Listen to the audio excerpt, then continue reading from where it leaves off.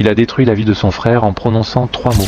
Il l'a fait bannir, et pendant 10 ans, il a cru avoir eu raison.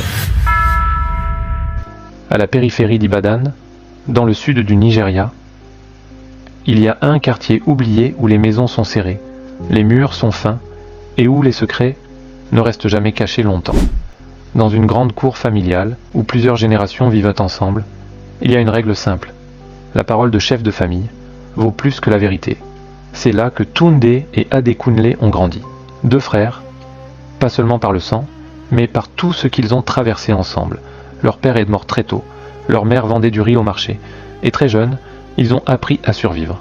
Ensemble, depuis la mort de leur père, c'est leur oncle Rabiou qui dirige la cour. Un homme autoritaire, toujours au centre, toujours en contrôle. Tunde est l'aîné, responsable, silencieux. Adekunle, lui, est plus vif, plus ambitieux. Mais malgré tout, ils ont un rêve commun. Pendant 2 ans, ils économisent chaque pièce, chaque naira, chaque effort. Leur objectif, quitter ce quartier, lancer un commerce à Lagos. L'argent est gardé dans une boîte métallique, cachée dans leur chambre. Seuls eux deux savent tout. Puis un matin, l'argent disparaît. Pas de porte forcée, pas de traces, rien, juste un silence. Lourd. Tunde regarde son frère, longtemps, puis demande « C'est toi ?»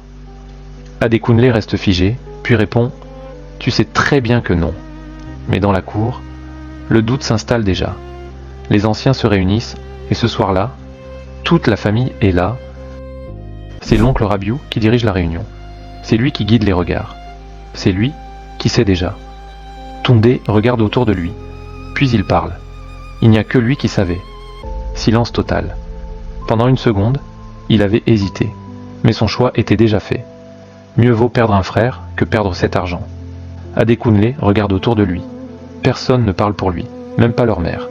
La décision tombe. Adekunle est chassé de la cour, de sa famille, de son propre sang, livré à lui-même, dans les rues difficiles d'Ibadan. Pas de preuves, pas de justice, juste une certitude imposée, par celui qui tenait le pouvoir. Sa mère s'avance vers lui, les yeux noyés de larmes, et murmure « Mon fils, pardonne-moi ». Adekunle la regarde, puis regarde son frère. Et avant de franchir la porte, il dit « Un jour, la vérité te trouvera ». Puis il disparaît. Le temps passe. Tunde reconstruit.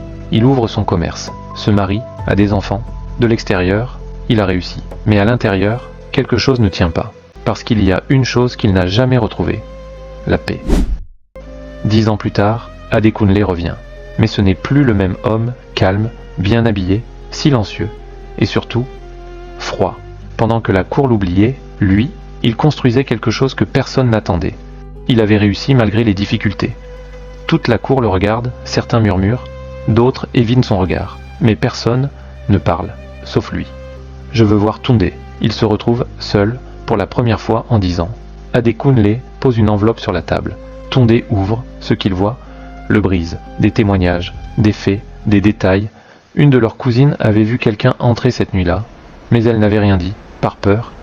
Quelqu'un que personne n'aurait osé accuser, parce qu'il était déjà au centre de tout. Leur oncle.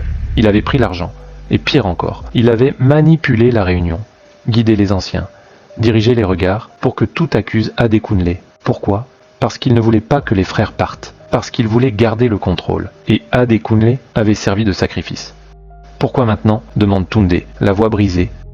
Adekunle le regarde, puis répond « Parce que maintenant, tu peux comprendre ». Le lendemain, la cour est réunie, comme 10 ans plus tôt, mais cette fois, les rôles sont inversés. Adekunle parle, les preuves sont montrées, l'oncle nie, la cousine est appelée, elle raconte tout, et devant tout le monde, la vérité éclate. L'oncle est rejeté, humilié, chassé à son tour. Mais ça ne change rien. Tunde s'avance, la voix tremblante, « Je suis désolé ». Adekunle le regarde, puis répond « Tu ne m'as pas seulement accusé, tu m'as abandonné ». Puis il tourne le dos et s'en va, encore une fois. Mais cette fois, définitivement. Tunde a essayé de le retrouver, il n'a jamais répondu, jusqu'à aujourd'hui. Il avait détruit la vie de son frère en croyant faire le bon choix.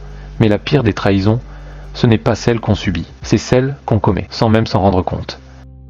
Et toi, dis-moi la vérité, si tu étais à la place d'Adekunle, tu aurais pardonné ou tu serais parti, comme lui ?